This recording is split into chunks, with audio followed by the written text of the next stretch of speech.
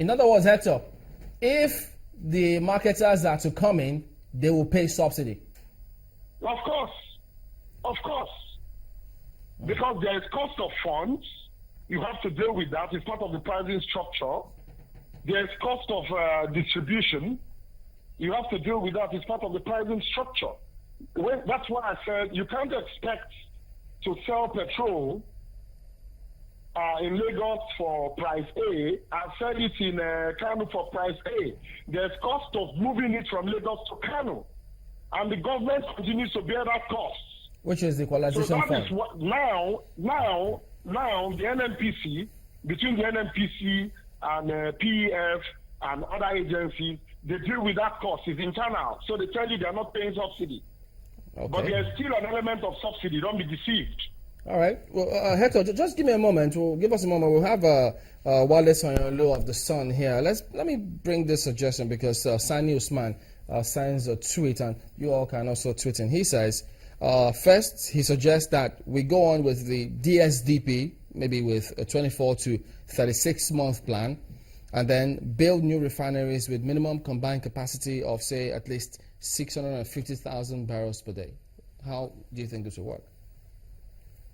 Well, to some extent, I think that will work, but building refineries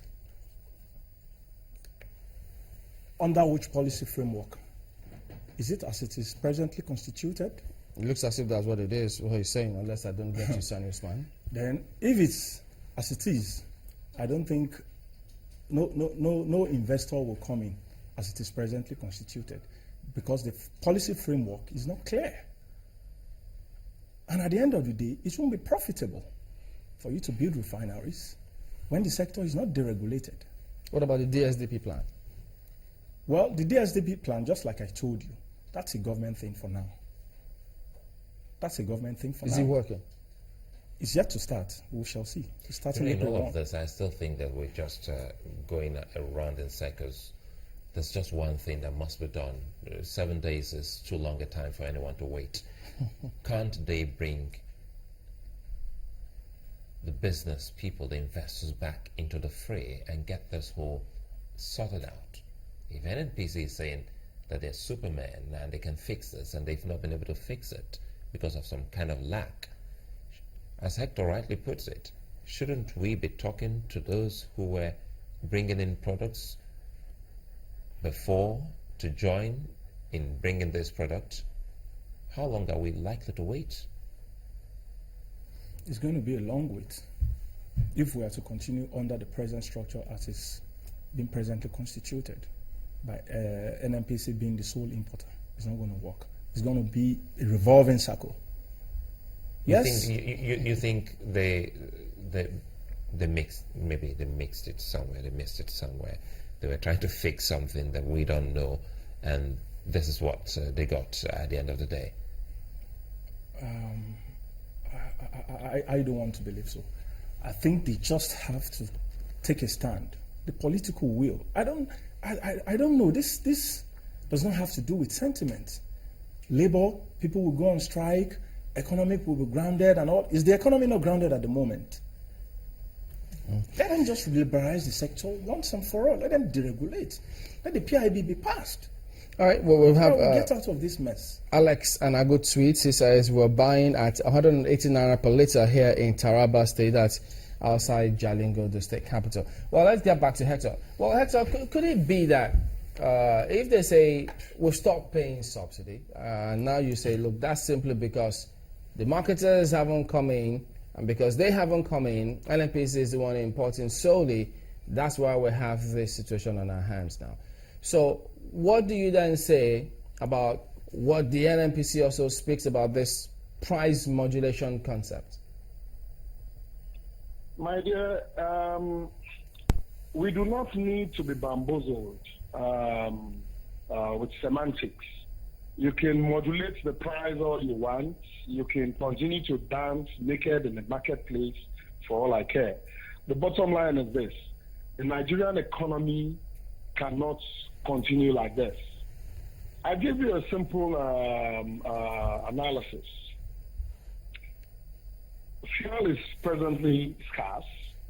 you have a lot of people spending valuable man hours on queues, and the person charged with the responsibility of superintending the industry, I understand he has apologized. It is very well received. Comes out to say he does not have a magic wand. He's not a magician. What do you think the outlook will be when they start? When you have an economist out there in Europe doing an analysis for the Nigerian economy outlook for the next 2 months or next 3 months? Of course, it will be negative. The political outlook for Nigeria at the moment is negative. The economic outlook, is negative. So when you have someone telling you about price modulation, it's like a man chasing rats when his house is on fire. Petroleum products need to be made readily available. The question to ask is, what is the policy for achieving this? There is no policy. We cannot make up policy as we go along. No country functions like that. You can't be doing that. The same question I asked your colleague, Mokpe Ogun, when I said, what is the cost of the product not being available? The cost is, of course, higher. The damage to the economy is deeper.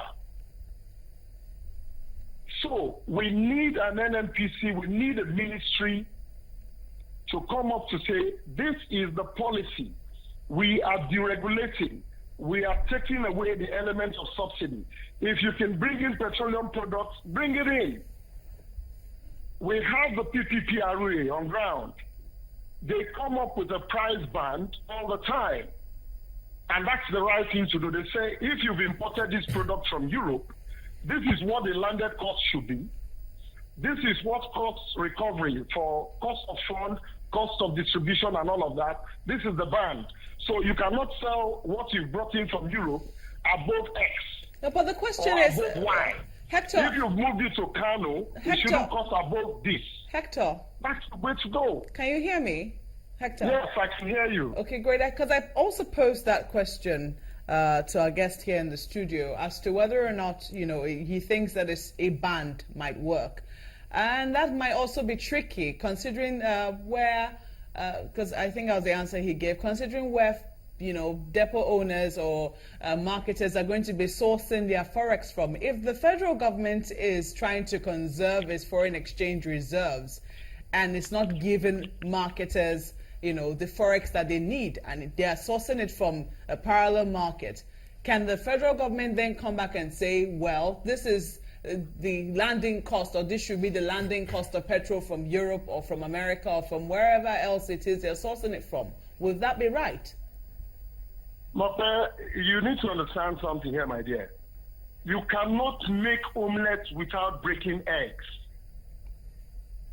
That is reality check. You have a problem on your hands.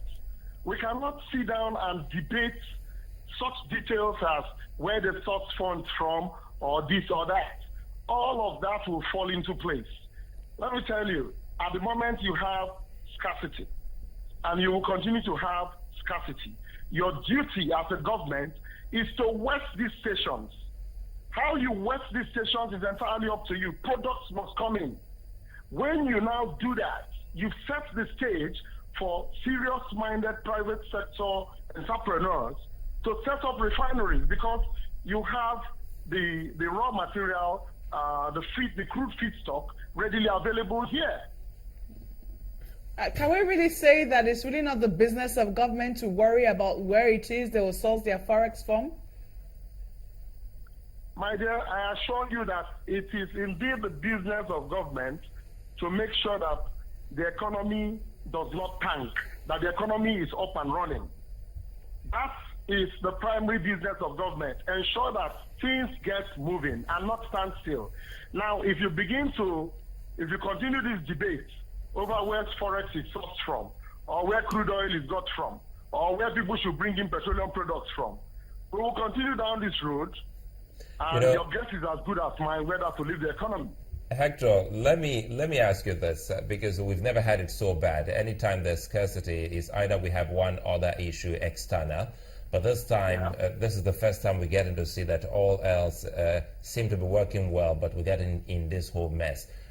Do you think that the present management of the NNPC is having the best of understanding of what to do to fixing this problem? You want a categorical answer without any bullshit? Apologies for that. I think we should be mindful of our words. You know we're on air. But go ahead with the answer. No.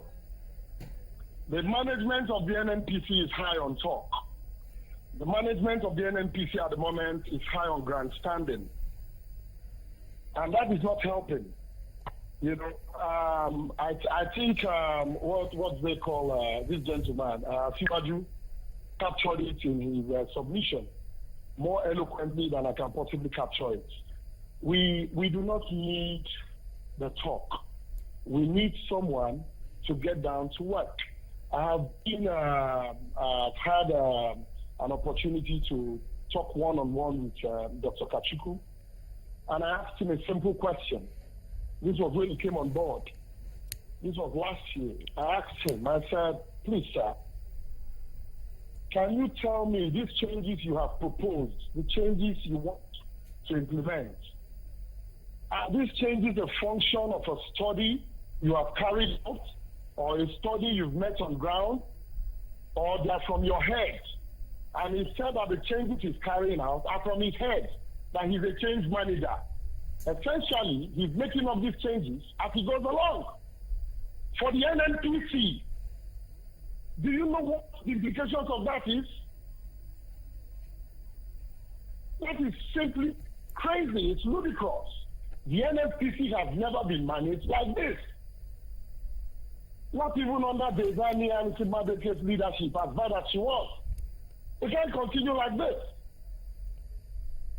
These are serious problems. We need serious-minded people, not demagogues. We don't need the talk. All right. We don't need all the talk. Okay. Hector Wikioba is the editor-in-chief of Sweet Crew. Thank you for talking to us today. Thank you. All right. And then, Sonia, one wonders, because part of the question out there is, why is it that this product's not available? I mean, you have to queue up to get it at the moment, but you see a lot of it in the black market. How do we connect the dots? Well, that has to do with diversion. You know, diversion is a major issue here. A lot of products have been diverted. And I don't know why PPMC stopped what they were doing prior to now. Before now, they were making, I think, maybe daily publication of products leaving the depot, the phone number of the driver, the name of the driver, and the destination. So that if you know a product is coming to your domain, you can easily call the driver that, where are you at the moment? But they stopped that. A lot of these products find their way to Benin Republic, to Togo. That is still happening? Places. That is still happening? It's still happening. It's still happening. Diversion is still happening. I mean, diversion may be to the black market, but to Togo and Benin Republic. Diversion to Togo and Benin Republic is still happening. You get more money when they divert it. Of course, you get more money when you get to Seme and all these border towns. And some of it find their way back into the country too, as black market. Only on Easter Monday, I was with the Lagos State Commandant of the Nigerian Security and Civil Defense Corps. 2 young chaps were apprehended with 30 jerrycans of 50 liters filled with petrol.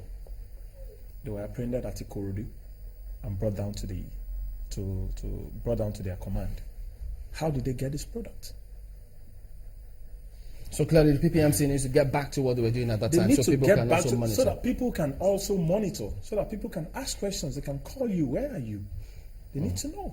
All right, Adewale Sanyaolu is the head of Energy Desk, the Sun newspapers. Thank you for coming on this morning. Thank you, Chamberlain. Well, we'll be back in a minute. Don't go away.